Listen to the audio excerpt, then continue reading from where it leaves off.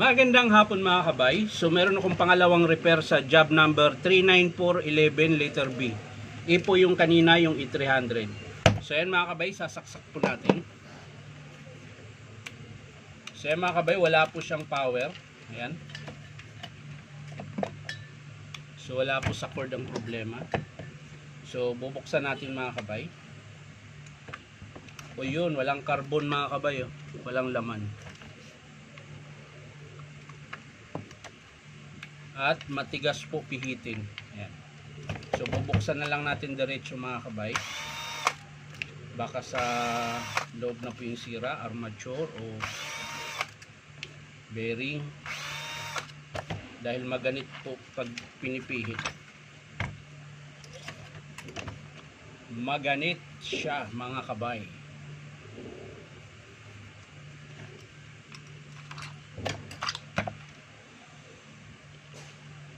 Ayan mga kabay, sira po yung bearing sa harapan. Ayan. Magalit po siya pihitin. At alog din po yung sa harapan na bearing. So ang bearing dito sa harapan mga kabay ay 949625-Uto. Yun yung part number na luma. Hindi ko lang alam ngayon kung ganun pa rin. So, ayan. Tingnan natin yung armature. Ayun. Sa pool, ayan, sunog po pala mga kabay. Ayan, kung makikita nyo pa yan, ayan, yun po yung nasunog. Ayan, dalawang winding po, ayan, tagos po yan dito sa kabila, ayan, sunog. Ayan.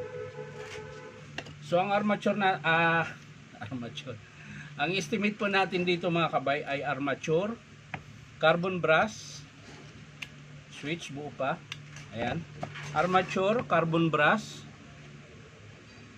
608, tsaka yung bearing dito na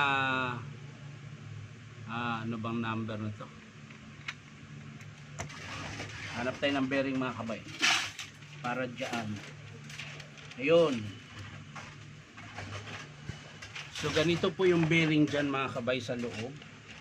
Medyo mataba po siya, malapad. So meron po siyang part number dito. Ayan. 62001 po ang bearing. Ayan. Dito po sa grinder, sa model DW810, new model, kahit yung luma mga kabay, pares lang sila ng bearing. Yung bearing po dito sa may spindle, ang number po niyan ay 62001 LU. Ayan, nakalagay. 62001 LU. Yun po yung number ng bearing. Pero dati kasi ang part number nito 949625-Uto. Tapos yung sa harap naman 949625-01. Ayan. Pero ngayon mga kabay, ang nakalagay sa harap ng armature ay 608 na lang po, tsaka 607. Ayan.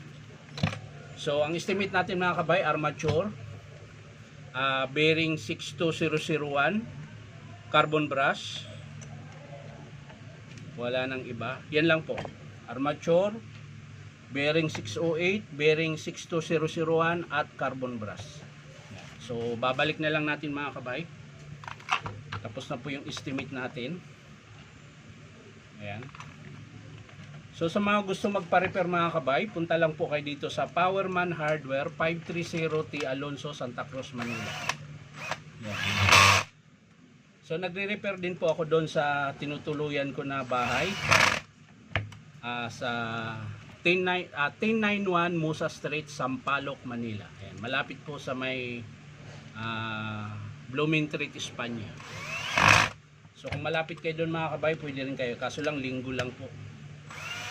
Linggo lang po ako nandun, tsaka gabi, kasi pumapasok na po ako dito eh. Kaya yun lang po yung oras na nandun ako. Tapos minsan naman di rin ako nagre-repair dahil minsan nagkakayaan, tagay, yan, ganyan.